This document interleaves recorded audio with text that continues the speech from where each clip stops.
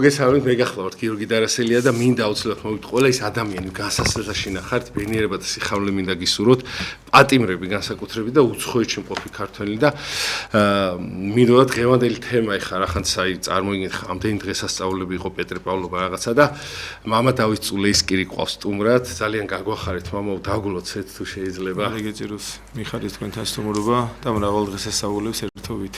დიდი მადლობა მამაო, რომ მობრძანდით და მამაო, თუ შეიძლება რომ აი ბოლო პერიოდის დღესასწაულებთან მიმართებაში რომ განგვიმარტოთ ბევრი რამ თუ შეიძლება აი თქვენ როგორ დაიწყებთ.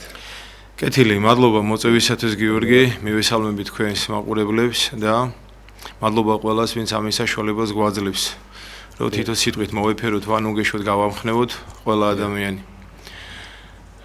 ჩვენ ახლა ამ დღესასწაულის პერიოდში ვართ. ყოველი დღე დღესასწაული ადამიანისთვის, ყოველი დღე უნდა იყოს დღე სიხარულისა, დღე ხსომებისა, დიდი ხუჩაბათისა, დღე ხსომებისა, ჯვარცმისა და დღე გვირგვინად აღდგომისა. აი ეს სამი რამე ყოველთვის როცა ახსოვს ადამიანს, ყოველთვის უნდა უხაროდეს, იმიტომ რომ სიხარული არის ერთ-ერთი საშუალება დედმამიშვილი მადლიერებისა. თუ ადამიანი მადლიერებას მოშორდება, პრობლემას რა დალევს ამ ქვეყანაში? სულ არის განსასწრელი, სულ არის პრობლემა და თუ უმადლოდ იქნები, უსიხარულოდ იქნები, ყოველთვის იქნები გულდაწყვეტილი, გულჩათხრობილი, გულგატეხილი, ესე რომ თქვა, სევდიანი, დარდიანი და ეს ცუდი მიმართულება ეს. მერე ეს მიდის სამწუხაროდ უიმედობისკენ. პეტრე პავლობის დღესასწაული და 12 მოციქულის ხსენება იზეიმა მართლმადიდებულმა სამყარომ და განკაცებულმა მაცხოვარმა დედამიწაზე საზოგადო მსახურებისას აი ამ მსმენელებიდან, აი ამ მოწაფეებიდან 12 გამოარჩია. გამოარჩია ადამიანები, რომელთაც მიეცათ ეს პირველ რიგში პატივი, რომ უფლის მოციქულად იწოდებოდნენ. და ძირითადად გამოარჩია უბრალო ადამიანები, ესე მშრომელი ადამიანები, მეთევზეები და ერთ-ერთი იყო მათ შორის ვამბობთ ხოლმე, რომ მათე, რომელიც მეტნაკლებად აი ამ ადამიანებზე აღმატებული იყო სამსახურით ან შემოსავლით. თუმცაღა მისი სამსახური ადამიანებისათვის ცოტა სათაქილო იყო და არასასურველი პიროვნება იყო მისი პროფესიიდან გამომდინარე. თუმცა გულთამხილველია უფალი და მათ შორის ირჩევს კიდე იუდას. მაგრამ თავშივე მინდა ვთქვა ესეთი რამე. უფალმა ყოველივე იცის მომავალი. მაგრამ ეს არ იყო განმაპირობებელი იმისა, რომ იუდა გინდა თუ არა ასე მოიქცეოდა. ყველაზე მთავარი რაც ადამიანს, კაცობრიობას, მაცხოვარმა მიცა, ეს არის თავისუფალი ნება. და მე მოწოდება განღმრთობისკენ. ანუ როგორ გამოიყენებს ადამიანი თავისუფალ ნებას. და ეს 12 მოციქული მაქსიმალურად ცდილობს, რომ რაც მაცხოვარმა ბოლოს უთხრა, რომ წადი და მოიმოწაფენით ყოველი წარმართნი, მე ნათელცემდით მათ, მამი, ძიდა, სულიწმინდის სახელი და ასწავებდით ყოველივე, რაც ისმინეთ და რაც იხილეთ. ანუ ამათი დანიშნულება არის, რომ მოძღვართან, მასწავლებელთან ერთად ყოფობისას ყურადღებით დაიხსომონ, ისწავლონ, შეიმეცნონ, გაითავისონ ყოველივე ეს და მათთვის ძალიან რთულია პირობითად სასწაულების ნახვა. ადამიანმა შეიძლება პიროვნებას რაღაცა ასწავლოს ისეთი, რაც მან არ იცის. მაგრამ არასდროს რომ არ გაგიგონია ესეთი ფაქტის წინაშე როცა ხარ, რომ თუნდაც ლაზარეს ეძახის მეგეუბნები, შენ ლაზარე გამოვედ გარე და პიროვნება 4 დღის გარდაცვლილი გამოდის, ამის დატევნა ძალიან რთულია. მე შევეხები ხარ რამოდენიმე მოციქულს, მაცხოვრებას, რომ ჩვენ რა ვისწავლოთ მათგან. აი იქიდან რა უნდა ვისწავლოთ? აუცილებელი არ არის რომ ადამიანს თვითონ შეემთხვეს რამე განსასწრელი და პრობლემა რომ ამისგან ისწავლოს. ბრძენიდან წინდახედული ადამიანი სხვის ხორებასაც უყურებს. და სხვისი განსასწრელი და სხვისი ცოდვა ჩვენ იმიდან კი არ უნდა ვნახოთ ან იმ კუთხით კი არ უნდა ვნახოთ რომ განვიკითხოთ ან უფრო ცუდი გაგვიხარდეს. არამედ პირველი ის რომ ის შეგვეცოდოს ამ ცოდვის ჩამდენი და მეორე ჩვენ მთხილად ვიყოთ რომ ის ცოდვა რომელიც ჯერ ჩვენ არ ჩაგვიდენია, ჩვენ არ შეგვემთხვას იგი. აი პეტრე მოციქულის ცხოვრება მოციქულთა თავად არის დადგენებული. შეკითხვა ისმის ესეთი რამდენად კანონზომიერია ადამიანმა რომელმაც სამგზის უარყო მაცხოვარი ეს დაადგინო მოციქულთა თავად. ხო შეიძლება ყოფილიყო იაკობი, მისი ხორციელი ძმა, იუდა, მისი ბიძაშვილი და ასე შემდგომ. მაგრამ ნახეთ რა არის? პირველი, როდესაც მაცხოვარი ეკითხება პეტრეს, ხალხს ვინ მგონი ვარ? საზოგადოების აზრი და პეტრე პასუხობს, რომ ზოგს ინას არ მეტყოლი, ზოგს მესია და ასე შემდგომ. შენ ვინ მგონი ვარ? და პეტრე ნახეთ როგორ აღთისმეტყოლდება და ეუბნება ესა, შენ ხარ ძე, შენ ხარ იესო ქრისტე. ძეგმთისაცხოველისა ეუბნება რომ შენ არა მარტო ღმერთი ხარ, იმიტომ ამ სასწაულებს ხედავ, შენ მადლს ხედავ, არამედ იმ რწმენას ეუბნება, რასაც განიცდის რომ ღვთისძე ხარ, ანუ სამების მეორე ჰიპოსტასი, მეორე პირი. და უფალი პასუხობს საოცარ ამეს. ეს შენ არა მარტო ცხოვრები თქვი, შენმა სულმა და ხორცმა კი არ გამოგიცხადა, არამედ მამა ჩემმა ზეციერმა. ესეთი არის პეტრე, ესე უყვარს მაცხოვარი. მე სულ შენთან ვიქნები ვიდრე სიკვდილამდე, ესეთ პირობას დებს. მაგრამ ნახეთ რა შეუნება მაცხოვარი დადგება დრო ჯვარცმის პერიოდი როდესაც ვიდრე ქათმის ხომამდე შენ სამგზის უარყოფ მე ეს პეტრეს ხო მეხსიერებაში აქვს მაგრამ არ არის პეტრე ამის იმიმღები იმიტომ რომ მისი გონება ეუბნება ეს არ შეიძლება რომ მოხდეს შენ ცხოვრებაში შენ ისე გიყვარს მაცხოვარი მაგრამ როცა ეს მომენტი კონკრეტული დადგება ხო როდესაც კაიაფას ეზოში არიან სამგზის უარყოფს არ ვიცნობ და არ ვიცი იგი და როგორც კი ქათმის ხმას გაიგებს, ქათმის ყიულსო გაიგებსო, წარედ ატირდება პეტრე, აქვითინდება პეტრე და მამები ამბობენ რომ მთელი ცხოვრება ტიროდა პეტრე, როდესაც ქათმის ყიულს გაიგებდა.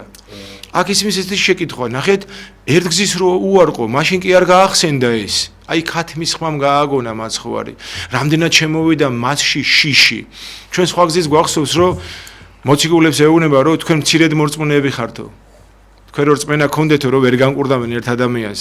აი ეს მთებს რო უბრძანეთო აღმოიფხრეო და ზღვაში დაინთქნებაო. ასე რომ ჩვენთვის ადამიანებისთვის თითოეული ჩვენთაგანისთვის უმთავრესი რამე არა მარტო გონებით, შემეცნებით ვაღიაროთ ან გვიყვარდეს, არამედ ეს ყველაფერი უნდა ჩავიტანოთ გულში. როდესაც გულში არ არის თანხვედრა, საპირწონე იმ სიყვარულისა რაც გონებაშია აი ესეთი ფაქტები როცა დაადგება შიში ამ შემთხვევაში შეიძლება ესე რომ ვთქვათ უარყო. აი პირობითად ავიღებ მაგალითად ავიღოთ ჯარისკაცი. შეიძლება მას სამხედრო ეკიპირება ძალიან მოსწონს, მის გონებაში თავის სამშობლო ძალიან დიდია, მაგრამ არასდროს ომში არ არის ნამყოფი. მისი გული ქრისტიანული სარწმუნოებით, სამშობლო სიყვარულით თუ არ არის სისავსე, იქ ბრძოლაში შეიძლება შეშინდეს, ან სამწუხაროდ დაეცეს. აქედან გამომდინარე ჩვენ უნდა ვეცადოთ რომ რაც ჩვენს გონებაში არის ჩვენი შემეცნებით, ჩვენი გონებით უნდა ჩავიდეთ გულში. ეს შემეცნება როგორც მზე, იმ გულში უნდა ჩავიტანოთ. და მე როდესაც გული იქნება სისავსე, ვიქნებით მტკიცედ. და პეტრეს გამოეცხადება მაცხოვარი პირველ მოციქულთა შორის. ეს უკვე დაჯილდოება მისი, ეს უკვე ნუგეშია მისი. და როდესაც დედებს ეცხადება საფლავთან ეუბნება ყველა მოციქულს ახარი და განსაკუთრებით პეტრეს. და როდესაც პეტრეს ეცხადება მას ეკითხება გიყვარ ვარ მე პეტრე. როგორი შეკითხვა განაუფალმა არ იცის რა არის, მაგრამ პეტრე პასუხობს რომ შენ უფალო იცი რამე თუ მიყვარ შენ. პეტრე დარწმუნებულია იმაში რომ უფალმა ყოველივე იცის. მაშინ ნახეთ რას პასუხობს მაცხოვარი, მაშინ აძოვე ცხოვარნით ჩემი, დამწყსე ცხოვარნით ჩემი, სამგზის მოუწოდებს, გიყვარმია. აი სამგზის უარყოფა პეტრესი სამგზის აღიარებით გაბათილდა, ანულირდა და ჩვენ რა უნდა ვისწავლოთ ამიდან. ნახეთ, მაცხოვარი ეუბნება თუ მე გიყვარ ვარ, მაშინ ჩემთვის კი არა რამე ადამიანებისთვის ჩემი ცხოვარნი დამწყსე ანუ ის ადამიანები ვისაც ჯერ არ შეუმეცნებიათ ქრისტიანობა ან მცირედ მორწმუნეები არიან ისინი გაზარდე მათზე იზრუნე აი საღვთო სიყვარული რა არის მე არა პიროვნული რომელიც მე ეგოიზმისკენ მიყავს ადამიანს არამედ უსაწყიდლოდ რომ მიგიღები ეს მადლი პეტრეს ეუბნება შენს იმუშაკე შენს იღვაწე შენს უსაწყიდლოდ გაეცი არ ეუბნება რომ გახსოვდეს ჩემი სიყვარული და გახსოვდეს ჩემი კეთილი საქმეები არამედ ეს ენერგია რაც შენ გააქვს მადლის სახით ეს აუცილებლად შენ უნდა გასცე პეტრეს ცხოვრებაში ნათქვამია რომ მისი ჩრდილი კურნავდა ადამიანებს ეს როგორი გონებიცი დაუჯერებელია, მაგრამ მადლი რა შვება.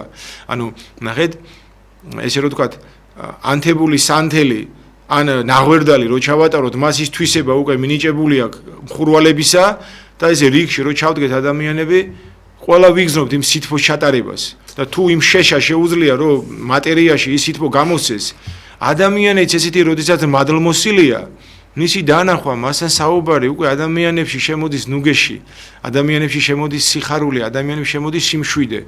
და ჩვენ ეს უნდა ვეცადოთ, რომ ეს მადლი მოვიმუშაკოთ. გავუყოთ უნდა უფალს გულისკარი. გონების კარგი გავუყე და ვიცით, ეხლა აუცილებელია რომ გულის კარი გავუყო, რომ გულში შევიდეს საუნჯე გრძნობების არის გული, შემეცნების ადგილი არის გონება. ასე რომ გონების ისავსე მარტო აგმართებს. აი პირობითად ადამიანი, როდესაც რამეს მართავს, აი პირობითად სახელმწიფო მიმართულება, სამედიცინო მიმართულება ან განათლების მიმართულება. ეხლა სასულიეროზე აღარ საუბრობ, აქ ავტომატურად გონება და გული ორივე ისავსე უნდა იყოს. იქ შემეცნებასთან ერთად სიყვარული თუ არ არის, შეიძლება ზედმეტად უხეშად ან მკაცრად გამოვიდეს დამოკიდებულება იმ თანამშრომლებთან, იმ ქვეშევრდომებთან და ასე შემდგომ. და თითოეულ ჩვენგან გვჭირდება ეს, აი როგორც მათე მებაჟესთან მაცხოვარი მებრძანდება და იქ შეკრებილი ადამიანები შურით აღივსებიან. ნახეო, როგორ აყვედრიან მაცხოვრის მოწაფეებს, ცოდვილებთან ჭამსო პურს. ჯერ ადამიანი თუ ადამიანურად რო ვთქვათ მოშიებულია და მატერიალურად იტრაპეზებს, მის ირგვლივ ვინ დაჯდება ეს ცალკე საკითხავია, ხო დაპურება, ეს ყველასთვის აუცილებელი საშუალებაა. იმიტომ რომ შიმშილი ერთადერთი განცდაა სხეულისა, რომელსაც ადამიანის ტვინი ვერ ბლოკავს, ანუ ვერ ატყუებს. და ეს უმძიმესი პრობლემა ადამიანში. და მაცხოვარი რას პასუხობს, რომ ავამტყოფებს ჭირდება მკურნალი. მოვედი არა წოდებად მართალთა, არამედ მონანულ ცოდულთა.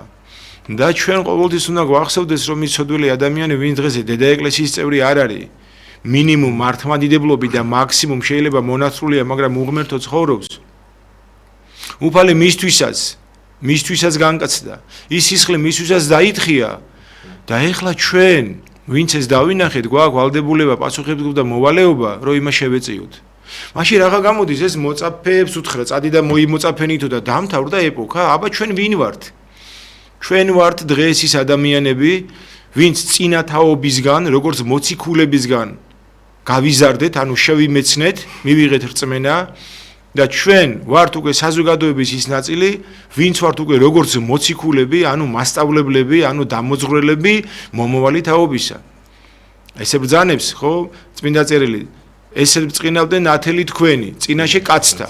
და ამას კონკრეტულ პიროვნებას კი არ ეუბნება, ამას ეუბნება ყველას, ვინც ახარებას მიიღებს. თუ ქრისტეს მიიღებ, მის არწმუნოებას მიიღებ და მის სწავლებას მიიღებ. მაშინ გაქვს ვალდებულება, რომ შენი საქმეები, კეთილი საქმეები ისე ბწყინავდნენ, რომ ის შენი მეზობელი, თუ შენი ოჯახის წევრი, თუ შენი მეგობარი რა გარემოში ხარ, იმ ღმერთს ადიდებდნენ, რომელსაც ადიდებ შენ. შენ ცხოვრებაში უნდა იყოს ფერიცვალება და გამორიცხულია ფერიცვალება სინანულის გარეშე. ანუ რაღაცამ რო იცვალოს, რაღაცა მოქმედება უნდა მოხდეს და მოქმედება არის ფერიცვალება, მადლით იწყება. და უმთავრესი მაგალითი გვაქვს ამისი პავლე მოციქული. იყო სავლე, გულმხურვალე, თავის ღმერთს, თავის არწმუნოებას, რაც მას ეგონა ჭეშმარიტება, ზედმიწევნი და პატიოსნად იცავდა და ებრძოდა მისი შეხედულებით უმსგავსოებას, ანუ უსამართლობას და ასე შემდგომ.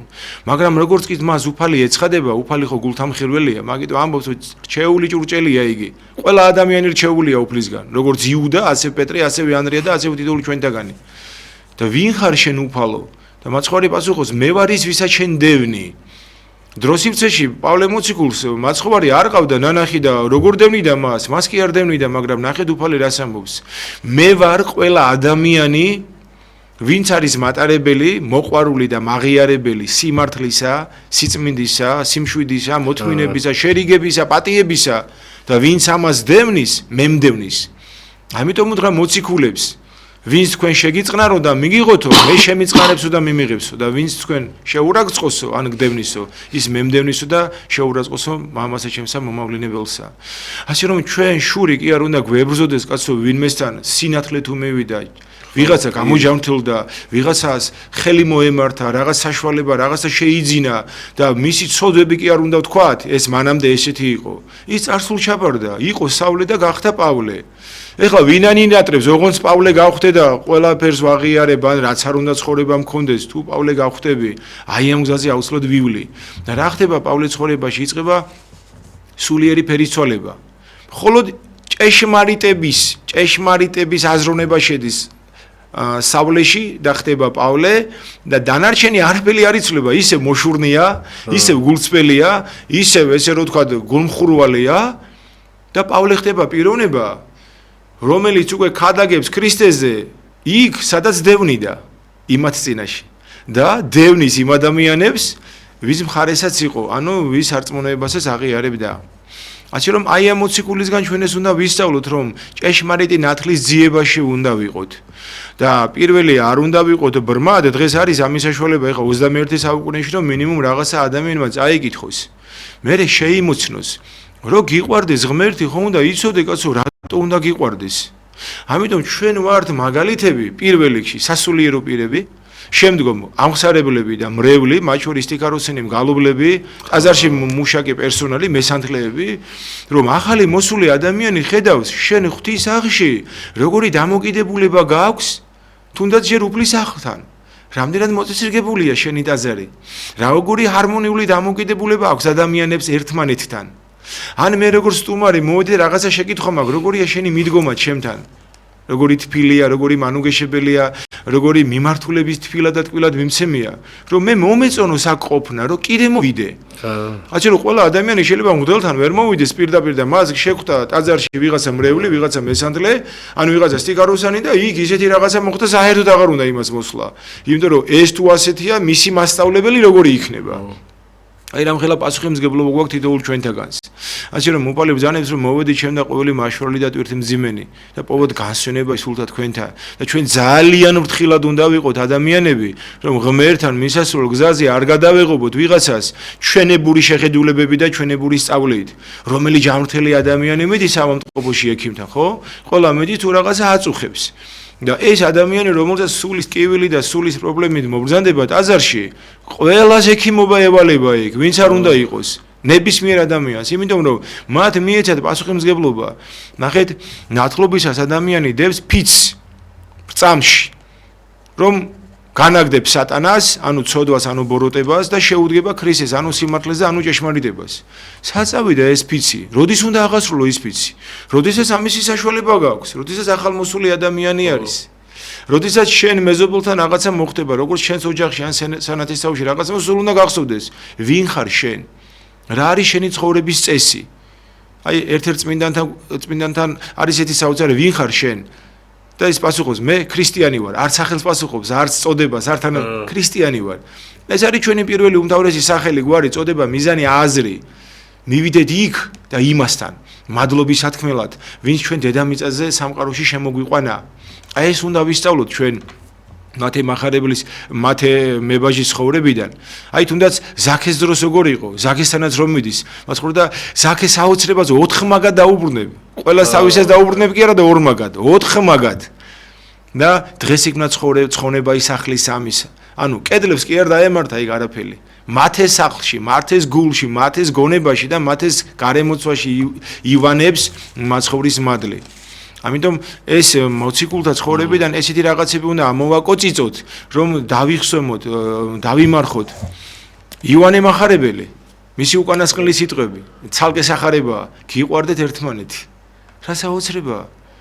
ამას ეუბნება კაცობრიობას, ერთმანეთი. ეხლა შეკითხვა ის რა არის სიყვარული? სიყვარული არის სათნოებების დაიგული. რა არის სათნოებები? ეს რა ზემო ჩამოთვალე, სიმშვიდე, მოთმინება, დათმობა, პატიება. დღეს ისეთი ყოველთვის იყო ეს პრობლემა, სხვადასხვა მიმართულებით და არ არის მარტო რომ დღეს ეს დროა. რაღაცა დრო ყოველთვის იყო. რაღაცა პრობლემები, რაღაცა განსასწრებელი ყოველთვის იყო, მაგრამ მოდით აბა საბეწორნე თქვათ. გავიხსენოთ მე-4 საუკუნე, პირველი საუკუნიდან დაწყებული მე-4-მდე. გვინდა ის დრო იყოს, როდესაც ქრისტიანებს სადაც იპოვიდნენ იქ პირობითად კლავდნენ, აწამებდნენ. 11 მოციქული აი ამ 12-დან სიკვდილი დასაჯეს, ზოგს თავი მოკვეთეს, ერთს კანი გააძვრეს, ზოგი შუბით დახუცეს, ზოგი ჯვარზე გააკრეს. მხოლოდ ივანე ღვთისმეტყველი იყო თავისი სიკვდილთო გარდაიცვალა. და გვინდა ესეთი პერიოდი იყოს? მადლობა ღმერთს, რომ იმდენი სიმშვიდე მაინც არის, რომ არავინ არ გდევნის, არავინ არ გამიწროებს და ეხლა ჩვენ მეორე პრობლემა გვაქვს. ჩვენ ვდევნით უკვე ჩვენ სულს, ანუ მაცხოვნებელ საშუალებებს ვიკლავთ. რა თქმა უნდა, არ ვაძლევთ ჩვენ სულს სხეულით საკვების საშუალებას. მარხვა სხეულისა, საზრდელია სულის. და ჩვენ სულს არ ვასაზრდოებთ სამწუხაროდ და ამ სხეულით მხოლოდ სხეულზე ვფიქრობთ და სხეულს ვასაზრდოებთ. ნახეთ, აი უახლოესი პერიოდი იყო ეს 20-20 წლები და გვახსოვს. რამდენი ადამიანი დაფიქრდა იმაზე, რომ როგორი ამაოება დედამიწაზე, როდესაც არაფერს ხალისი არ აქვს. კინო არ არის, თეატრი არ არის, გართობა არ არის, დაბადების ღერ არის, ქორწილი არ არის, ოქრო არავის არ უნდა, არაფერი მხოლოდ საკვები და ჯანმრთელობა არ მოუკვდე. იგივე არის ომის დროს. არაფერი არაფრად არ ფასობს. სიცოცხლე და ჯანმრთელობა, ანუ მაგას ჭირდება კვება, წყალი და დამთავრდა. აი ეს უნდა გვახსოვდეს სულ. დამთავრდა ეხლა ის და მივეშვით. და რატო უნდა მოვითხოვოთ ღვთისგან მაინც ის განსასწრებელი, რომ აი ესეთ პერიოდში ვიყოთ, როგორც ომიანობა იყო, როგორც აფხაზეთი, ოსეთი, აგერ 20-20 ქონდა, რომ სულ აი ამით უნდა გვახსოვდეს ღმერთი, შიშით უნდა გვიყვარდეს. ჩვენ ცხონება უნდა შევისწავლოთ რა არის და ჯოჯოხეთი უნდა შევისწავლოთ რა არის. მამათა სწავლებით, რომ გვეშინოდეს, იქ არ მოხვედრის და ძალიან გვინდოდეს იქ მოხვედრის. აი ესე აი ამ შემეცნებას დაგვეხმარება, მოდი ესე რომ ვთქვა, ეს შემეცნება ამის. და მამო, ეხლა ძალიან ვერაგათ არის მოსული რა, იმიტომ რომ რაღაცნაირად აი ის არ არის. აი ეს რაღაცა ხიათ ეს ომები რაღაცა, მაგრამ რაღაცნაირად სახით მოდის ბოროტი, რომელიცაც გატყუებს და რა არის და გასათვალისწინებელი მამო ჩვენ გონებაში, იმიტომ რომ აი აზროვნებით ძალიან ცუდ დღეში არის ადამიანი, როცა განსაცდელი არ აქვს ხოლმე და განსაცდელი რო აქვს, უფრო მაინც ღმერთისკენ არის ხოლმე რაღაცა მიეჯაჭვება ღმერთს რაღაცა და როცა განსაცდელი არ არის ხოლმე რაღაცნაირად აი თავისუფლებაში ადამიანი თითქოს ღმერთს კარგავს. და ამ შემთხვევაში რა უნდა გავითვალისწინოთ და როგორ უნდა გვახსოვდეს ყოველთვის, რომ აი ეს ყოველი თავისუფალი წამი მაინც უნდა გვახსოვდეს ღმერთი. კეთილი. ნახეთ, დილის ლოცვების წინსწრების წერი ერთი საოცარი სიტყვები. რაჟამს აღდგე ძილისაგან სამადლობად ღვთისაბრძანე და მე იწყება დილის ლოცვები. რაჟამს აღდგე ძილისაგან. და არა მაინც შენ რვაზე უნდა გაიღო ამ 7-ზე და ამ 9-ზე, ამას ჩართვას ვაკეთებ. ეს აუცილებელია. რომ ჩვენი უმთავრესი კანონი არის ნებაყოფლობით ღვთისიყვარული. და ღვთისიყვარული არ არის ის კანონი, რაც ჩვენ გონია, რომ უმთავრესია დილის ლოცვა, საღამოს ლოცვა, სახარება, ფსალმუნი და მარხვა. ესენი დროს სივრცეში საუკუნეების შემდგომ ნელ-ნელა დაიწერა და ნელ-ნელა მოიმატა. მანამდე როგორ იყო აბა, როგორ უყვარდა ხალხს, როგორ უნდა უყვარდეს იმ ადამიანს, ვინჯერ წერა-კითხვა არ იცის, ან ამის საშუალება არ აქვს. კაცთა მოყვარება არის ყველაზე დიდი სიყვარული დედამიწაზე, რომ ნახეთ, მაცხოვარი თავში როგორ თქვი, რომ წადი და ასწავლეთ, მოიმოწაფენი ნათელცემდით. იქ კი არ წერია, რომ დილას საღამოს ლოცვები აქვს და როგორ იმართლონ, არა, ჯერ ღმერთი შეაყვარეთ, სიმართლე შეაყვარეთ.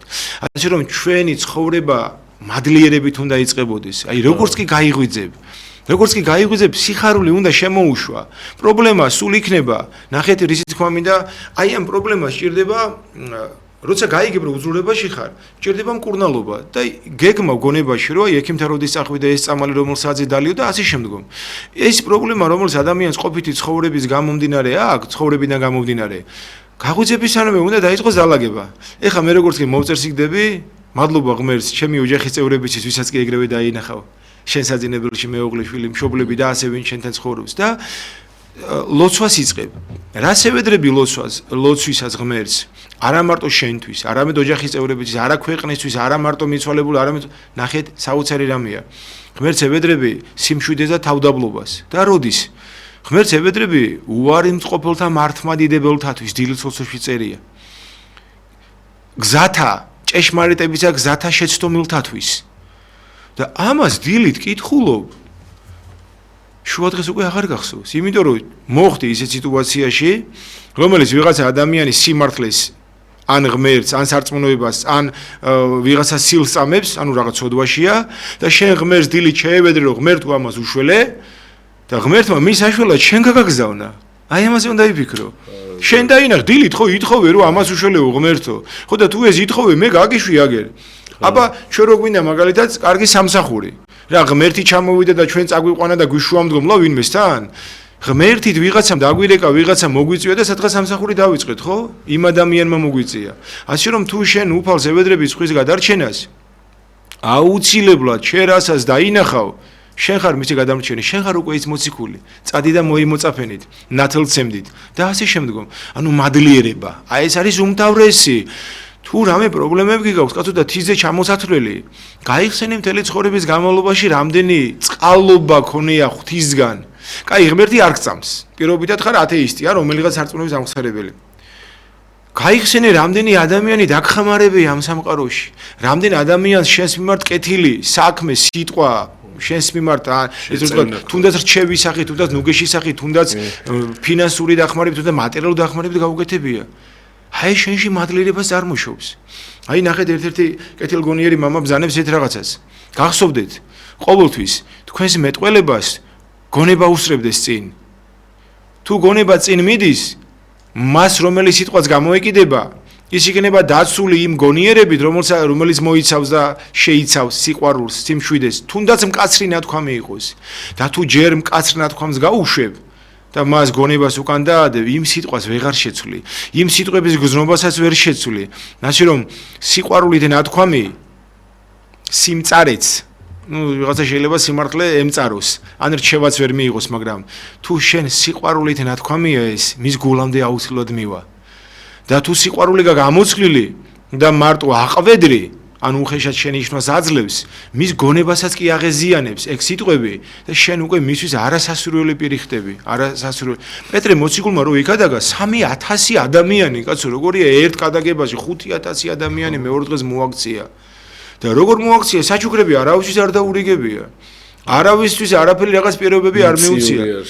პეტრე ესაუბრებოდა, ვინ იყო ღმერთი, რა მოგცა მან და ჩვენ რა უნდა გავაკეთოთ იმისთვის, რომ სულ ღმერთთან ერთად ვიყოთ. დაამთავრდა ეს სწავლება მიცა პეტრემ და ამ სიტყვებში იყო მადლი და კი არ ეუბნებოდა თქვენ ურწმუნოებო. აი ანდრია მოციქული წარმართა ქვეყანაში მოვიდა, საქართველოში. და საზოგადოების რაღაც ნაწილმა ხო მიიღო ეს. ანდრიას კი არ უთქვავს, თქვენ უღმერთოებო, თქვენ ურწმუნოებო და კი არ დაუცინია, კი არ დაუყვედრებია ჩვენიერი. არამედ მოფერებით, თბილად, როგორც პირველი კლასილის წიგნი ვთქვი იქ, ხალხთან მიიტანა ღვთის სიტყვა ის სიყვარულით, რომელიც გახდა ფუძე იმისა, რომ წმინდანინო შემორძანებისას ანდრიას გზარო ისევ მან განლო, უკვე მომზადებული ხალხი დახვდა.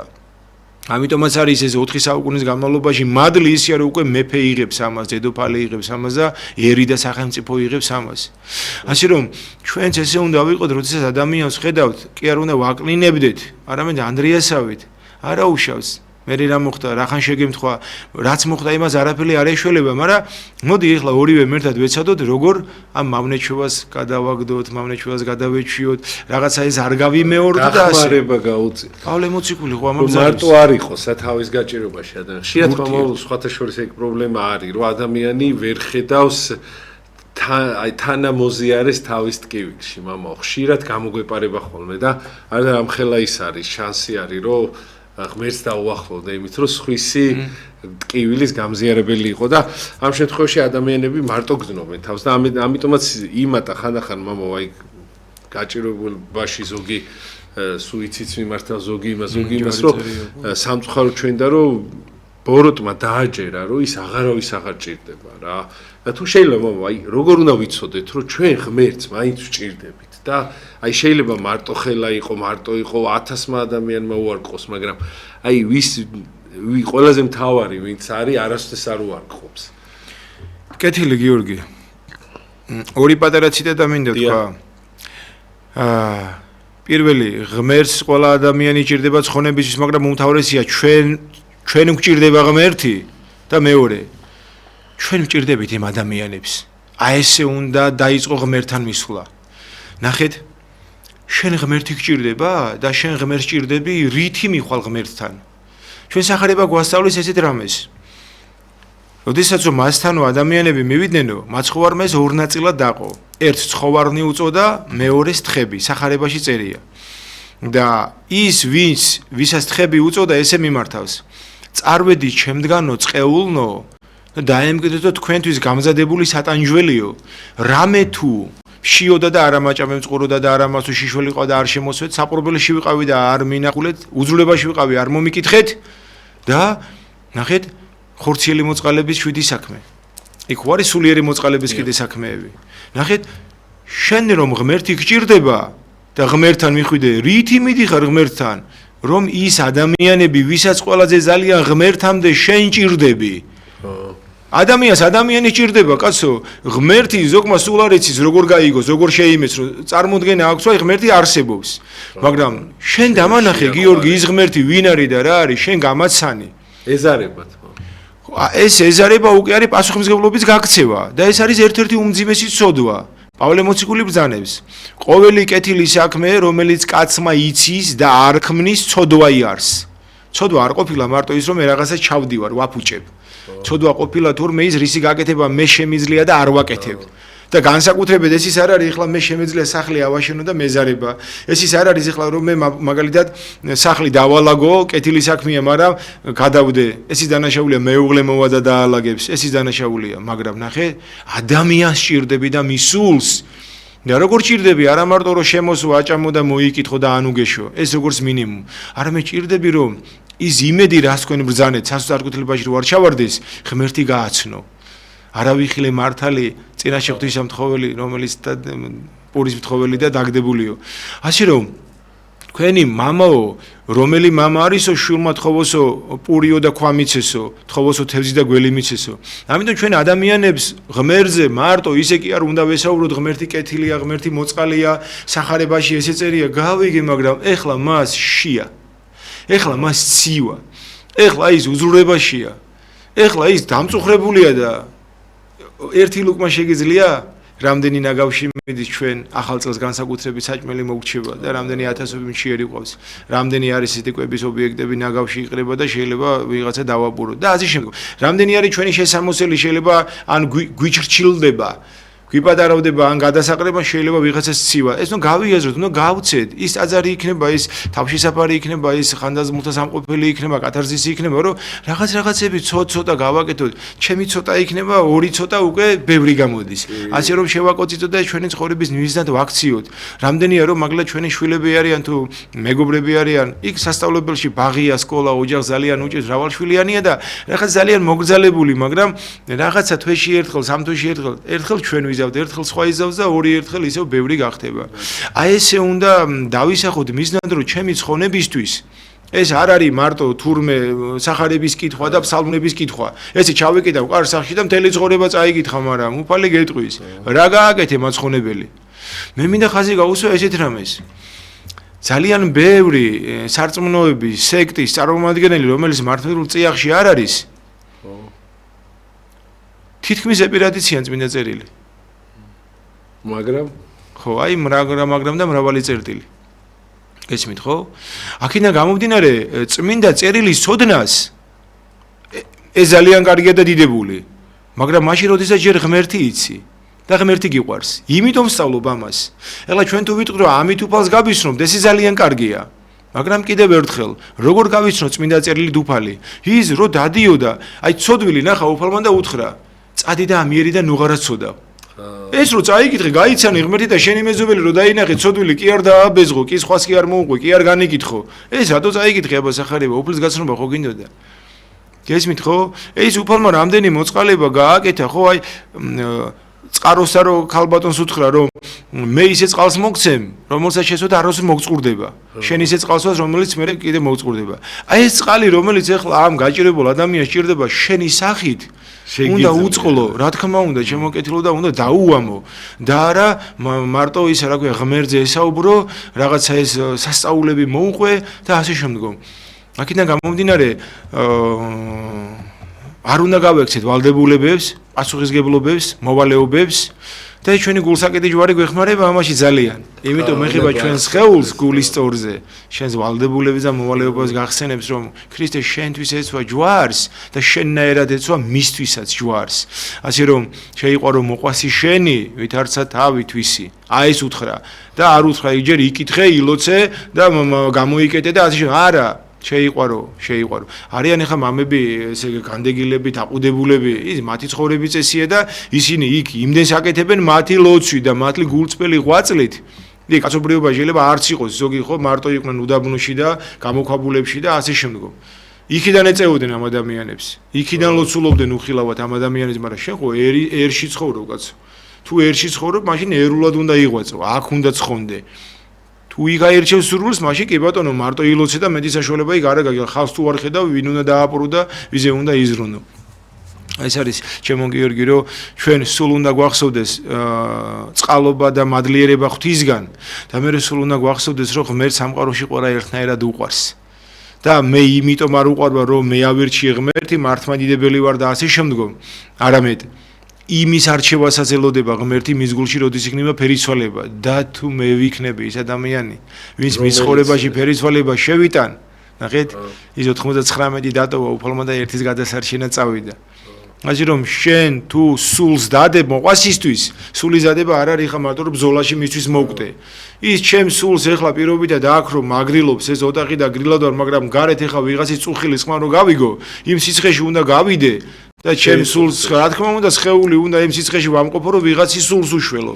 აი ეს არის ჩემი სულის დადება, ანუ ჩემი სხეულიდან გამომდინარე ღვაწლი სხვის ანუგეშოდ.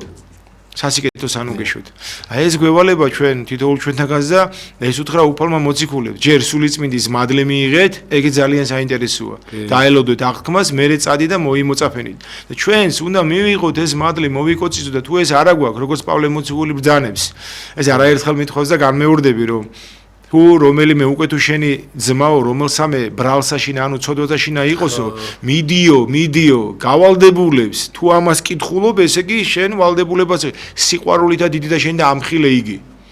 და თავშივე გამიშთა ესეთი შეკითხვა, რომ რატო არ კითხულობ ეს პავლე მოციქული, სიყვარული მაქვს, არა მაქვს, რატო მავალდებულებს პირდაპირ? იმიტომ მავალდებულებს, რომ შენ თუ მართლმადიდებელი ხარ, შენ თუ ქრისტიანი ხარ, შენ თუ ნათელღებული ხარ, შენ თუ მრწამს ფიცი და ავტომატურად ფიცი და ვალდებულება გაქვს დამთავრდა.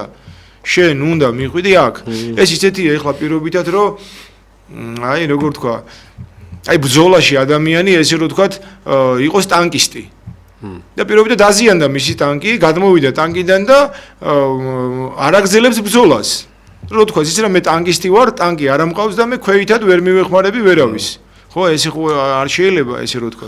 აქედან გამომდინარე, ჩვენ ეს ვალდებულება გვაქვს. ჩვენ რო ჯარში წავედით, იქ ფიცი დავდეთ, რომ სამშობლოსთვის, სარწმუნოებისთვის, ადამიანებისთვის ბოლომდე თავი დავდეთ. გამწიროთ. ესე არის ქრისტიანული ფიცი.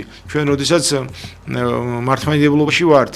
სამწუხარო დღეს ეს ყველაფერი რაღაცაერად უბრალოდ კვდება ჩვენში და სამწუხარო დღეს ახლა მორწმუნებად რო ითვლებიან ეს ადამიანები ალბათ რამოდენიმე საუკუნის წინ თუნდაც აი მოციქულების დროს შეიძლება არ ვიცი აი რა დავარქვა ალბათ მორწმუნეები ვერ იქნებოდნენ მაგრამ გაითვალისწინა ღმერთმა ადამიანის რაღაც უსუსურობა და მაინც რაღაცა ჩვენთვის ეკლესიის კარი გააღო და როგორ უნდა გავდეთ მამაო იმ ადამიანებს ვინც ჩვენთვის სამაგალითოა რა გინდა ძალიან მაგრამ ვერ აკეთებ რაღაცნაირად ადამიანი ხარ მიჯაჭული ხარ ამ სოფელს ამას სოფელს და დაგავიწყდა რომ სიტყვაზე გარდაცვალება არსებობს და ეს ყველაფერი ამაოებაა რასაც დღეს მისტირი ხარ ან რის გამოც შეიძლება სხვას არ დაეხმაროან გვერდში არ დაუდგე რა პავლე მოციქული ბრძანებს მობაძავ ჩემ და იყვენით ვითარცა მე ქრისტესა ასე რომ წმინდათა ცხოვრებით შესწავლა წაკითხვა გვაძლევს მინიმუმ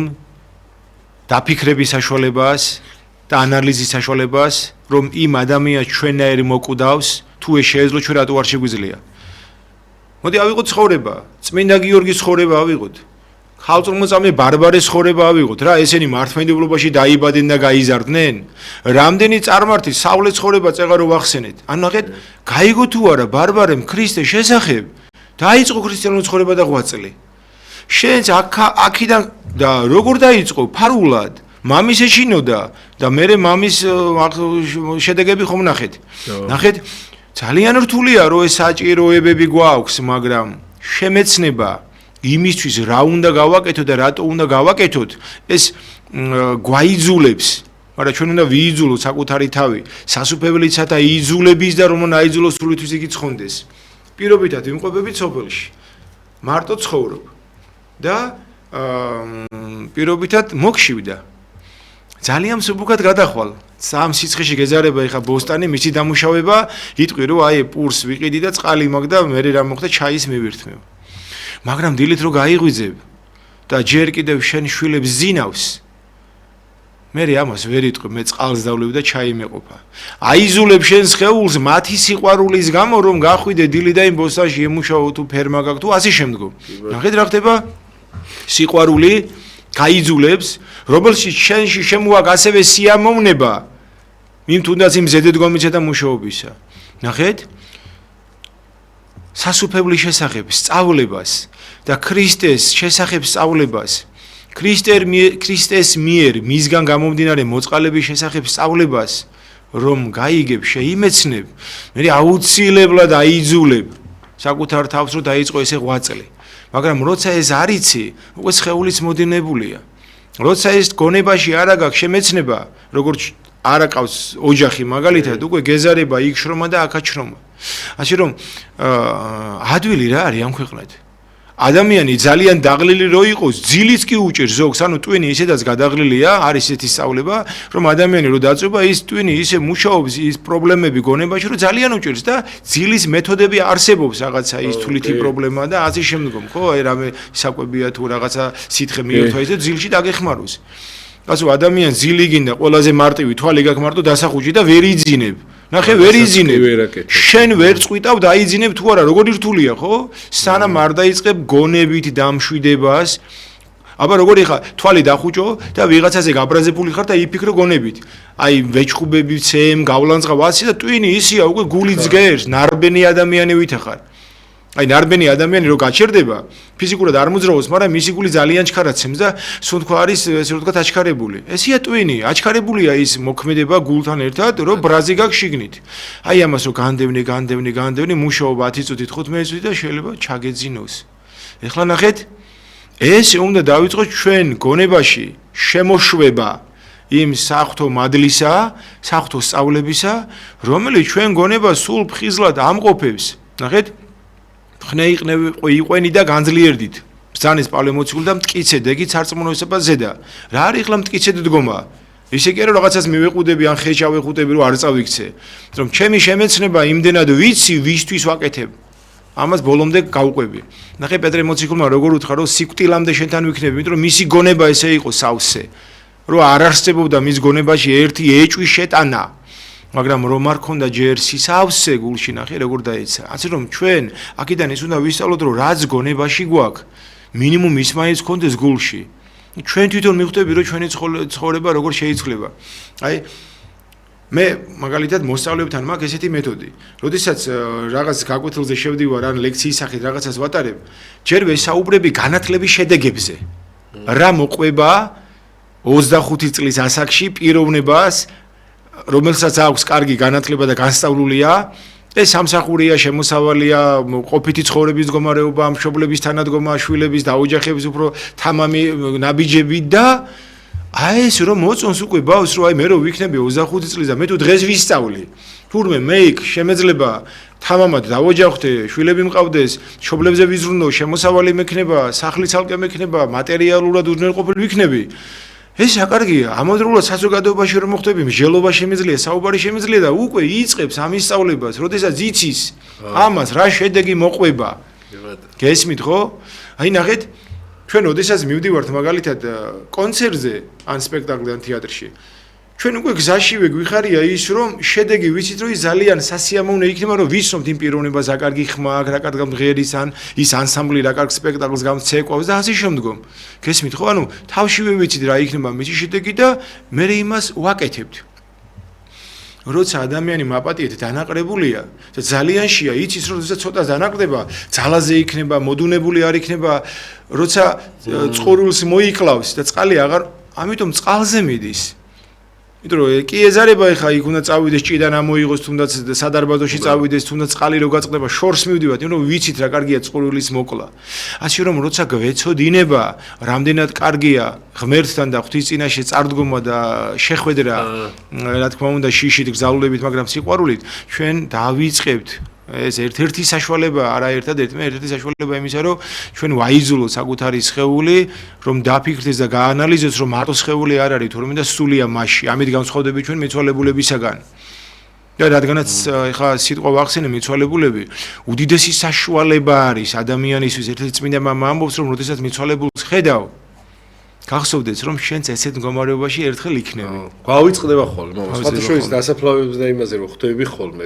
აი ეგრე მივდივარ იქამდე რომ აუ მეც ჩემ დასაფლავებაზეც ვიღაცა როდესაც მოვა მეთქი, მაგრამ ეხა ეგ რო გამყვეს სულ, ხო, მაშინ არაფერს აღარ დავაშავებ, მაგრამ მე რო ვაშავებ, უკვე ესე იგი აღარ გამყვა, ხო?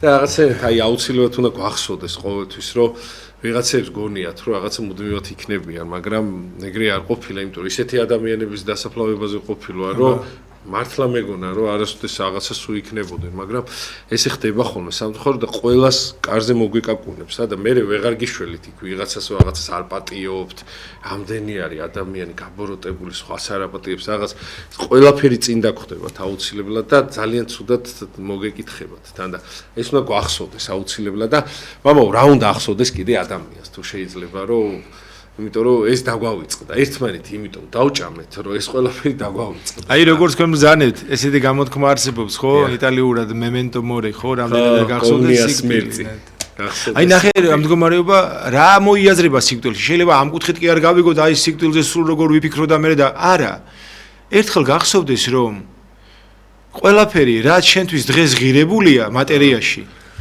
ყველაფერი დასრულებადია და რაც შენი არის დღეს ის შენი არ იქნება ხვალ და ეს ხვალ როდის იქნება შენ არ იცი უნდა გახსოვდეს იმ მიცვალებულისგან რითი განსხვავდები სულით აი რითი განსხვავდები და თუ რაღაცით განსხვავდები ეს იგი იმაზე ღირს ზრუნვა აი ეს უნდა გვახსოვდეს რისთვის ვართ ჩვენ ამ ქვეყანაზე შემოყვანებული რა არის ჩვენი დავალდებულება და მოვალეობა ეს მინიმუმ იმიტომ რომ ამით მე გვახსოვდეს ღმერთი თუ ვინმე იტყვის რომ მე ღმერთი უნდა მახსოვდეს ჯერ არ ვიცი კაცო ვინ არის ღმერთი და რა არის ღმერთი ამიტომ ღმერთთან მისასვლელი გზები სწავლებითი შემეცნებითი შეგრძნებითი მოსმენითი დაკვირვებითები უნდა ვისწავლოთ როგორც ბასილი დიდი ბრძანების ხომ აი ხომილიები რო აქვს ყველაფერს დააკვირდით და ყველაფერში ღმერთს დაინახავთ შეხედეთ ხო ბუნებას ცხოველებს საოცარი ქმედებები აქვთ აი საოცარი რომ ისი არაფერი არ მოხდება აფეთქების თეორიით დასაშვები რო იყო შეიძლება რაღაცა მოხდეს ისეთი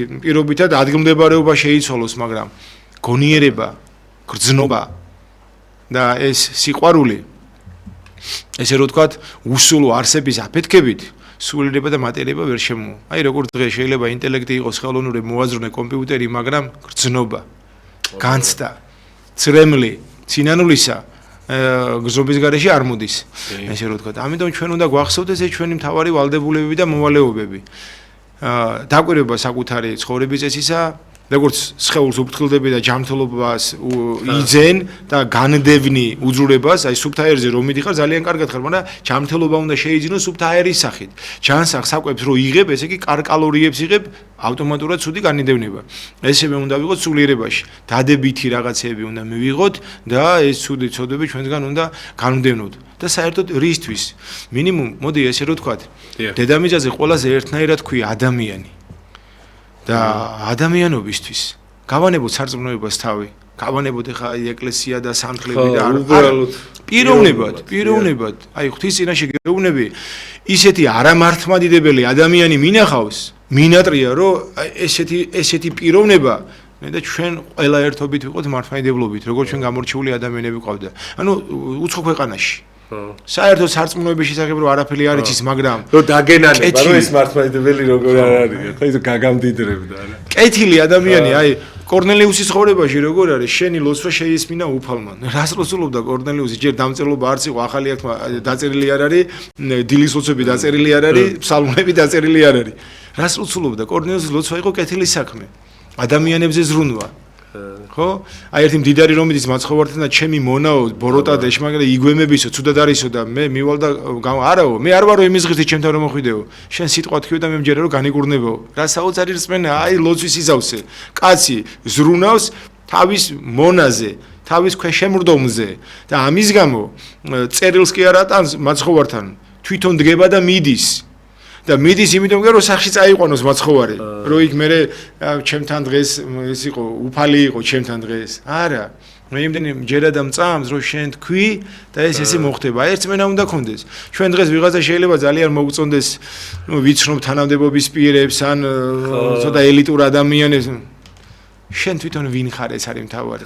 გამები ამბობენ, ვინ არის შენი მოძღვარი? ყველას მოძღვარია ქრისტე, პირველი და მასწავლებელი.